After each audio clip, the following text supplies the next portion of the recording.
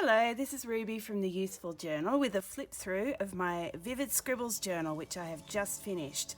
It took me from May 2021 to November 2021, so not quite as long as I hoped. I did hope to get to the end of December, but I had too much to write, so I took up the whole journal. Just a quick note in terms of durability, because this is something I can't review until the journal is finished. The journal held up pretty well, no pages fell out, and there's no breaking of the spine or anything, but there is one crack, and that only happened literally in the last week of using it. I think because when you fold it back, it was always bent at that point, and it just couldn't cope with how much I put in the journal. It's gotten a bit bulky, so yeah, I split the spine, split the cover of the spine. The spine itself is actually okay. It is just the PVC paper that they put on the cover, and it's still got the glue there, so you can kind of stick it down, but now that I've shown you, I'll just put some tape over it to fix it up so it doesn't keep popping open. But otherwise, the journal held up very well. The pages, even though I've added quite a lot of bulk, have stayed within the edges of the book. So let's get on to the flip through, and I'll talk a bit about the pages as we go and any little issues with the journal I noticed on the way. So I didn't do a title page, but a belongs to page, but I did do a title page. Oh, there you go. You can see a little bit of pulling away from the spine there. My index, my future log, and I really love, this is the second time I used this layout, and I've done exactly the same in my next journal because it really works for me and it's pretty to look at and I enjoy it.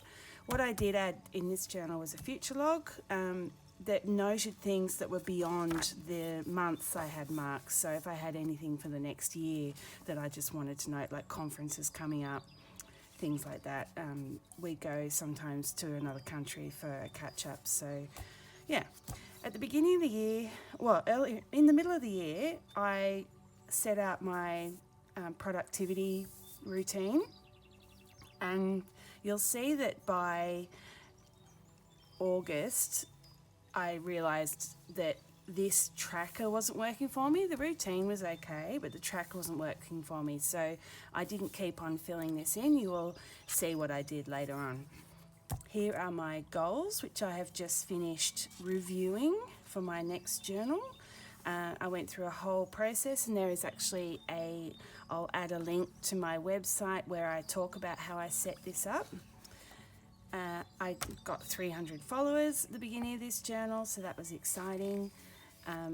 In May, I did a moth theme, and I did it with coloured pencils, and I just discovered so many beautiful moths. They are really beautiful to look at. I'd always wanted to do one of these kind of transparent drawings on print, so I really enjoyed doing that.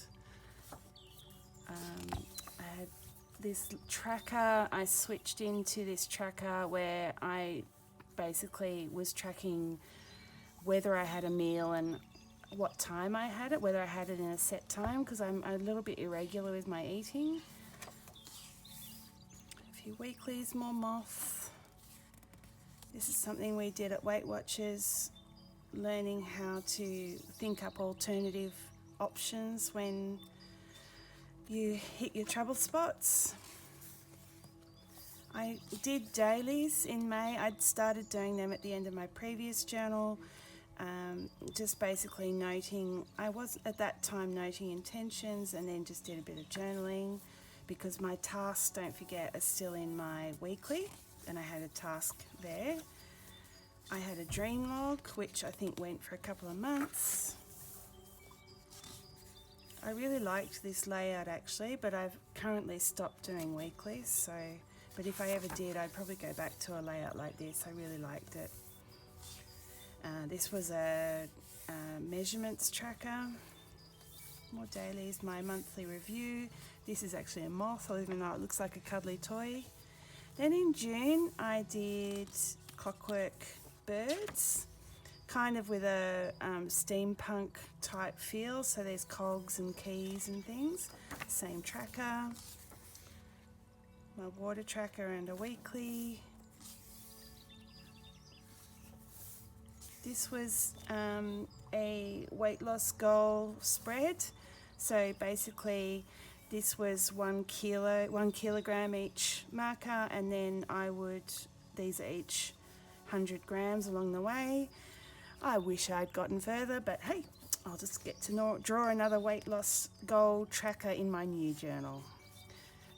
Self-care was really important for me during this year in COVID. I had a lot of mental health issues during COVID, a bit depressed, so it was a really big focus of this journal. Another dream log. I just find dreams interesting when I remember them. They're quite funny sometimes.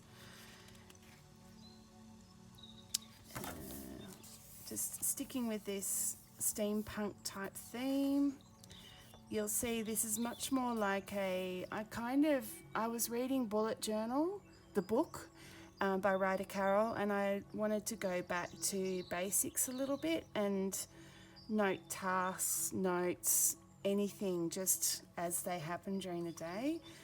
And I do want to go back to that. I get a bit lazy with it sometimes. Another weekly, my review. And then in July I did jellyfish and I used watercolours, so you'll see same tracker again.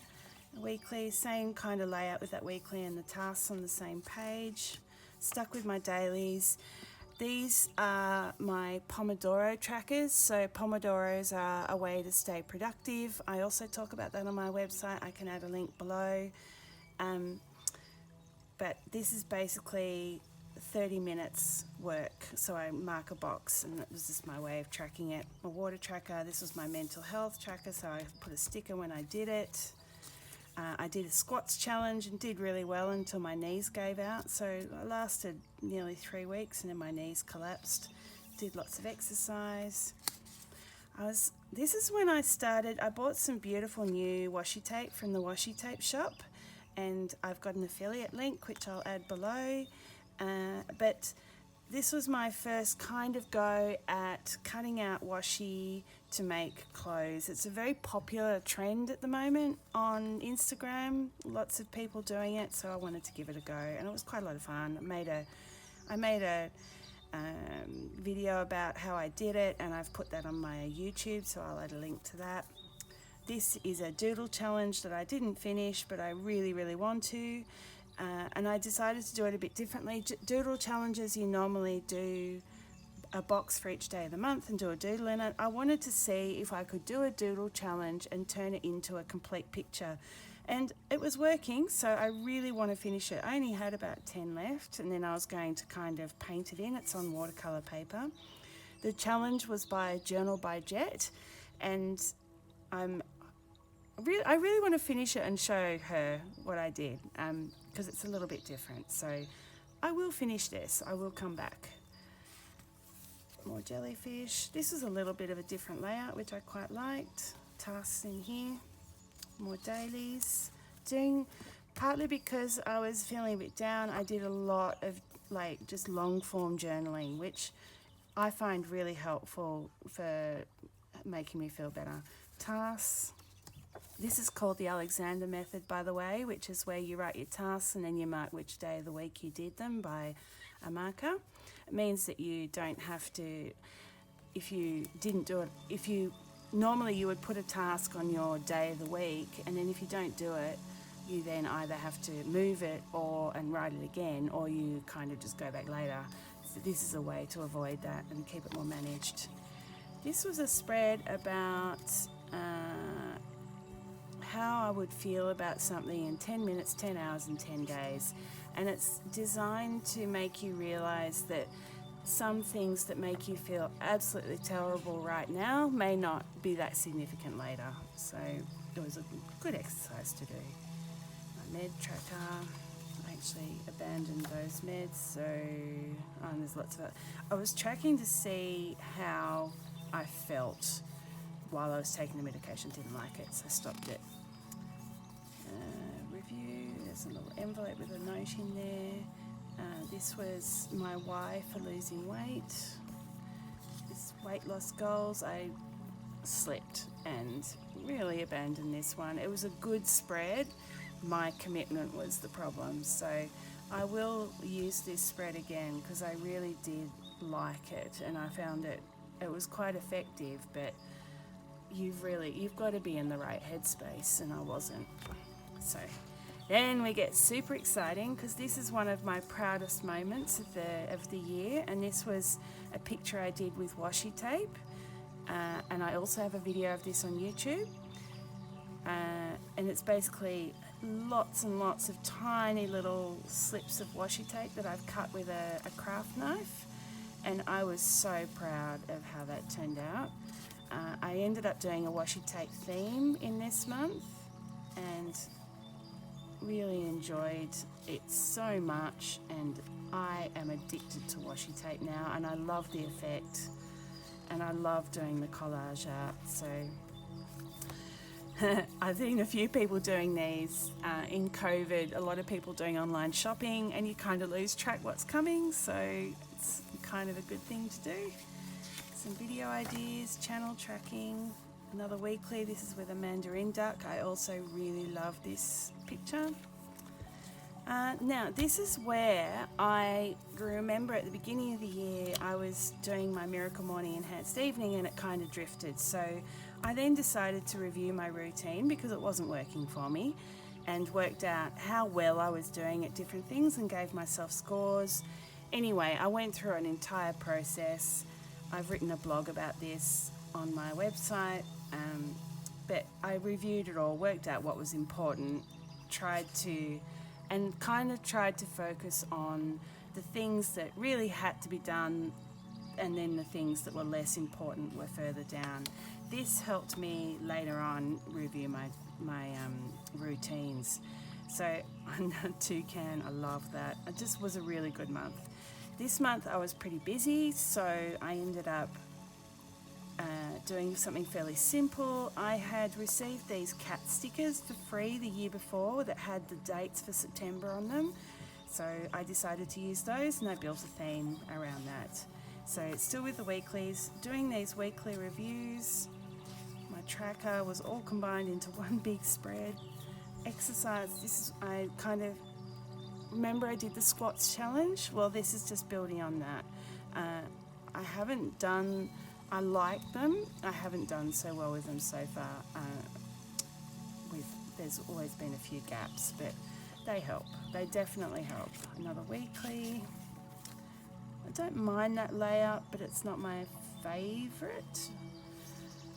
So this is my reviewed routines. So I thought, okay, this is my new morning routine, my new evening routine. I tracked it for a while, and then I realised that was one of the major issues, is that if I didn't do everything on that list, I couldn't track it. So I then created this tracker, which meant, and you can see there's gaps, like for reading particularly, laying out clothes. I was working at home, there's no need to lay out clothes because we were in lockdown, so yeah.